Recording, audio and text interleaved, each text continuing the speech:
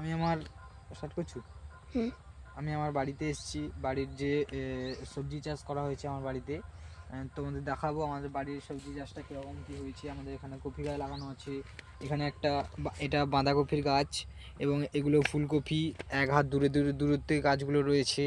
এদিকের আসো, এদিকে আরও আসো, এদিকে ফটো আছে দেখাবো, এদিকে আসো, এদিকে শাক গাছ রয়েছে, বহুত শাক গাছ এখানে রয়েছে।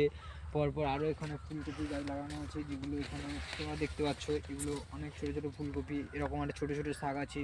এখানে একটা পুকুর রয়েছে, আমাদের একটা বেগুনের এখানে একটা বেগুন বাড়ি রয়েছে, যেগুলো অনেকগুলো বেগুন গাছ আছে। তার মধ্যে তোমাদের একটা বেগুন আশা করি দেখতে পাবে।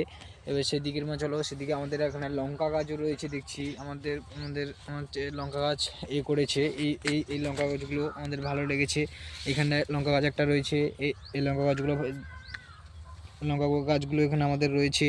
পরপর এখানে বেগুন গাছও অনেক কিছু রয়েছে। তারপর আবার শাক গাছ রয়েছে, আবার অনেক অনেক কষ্ট করে এটা করেছে।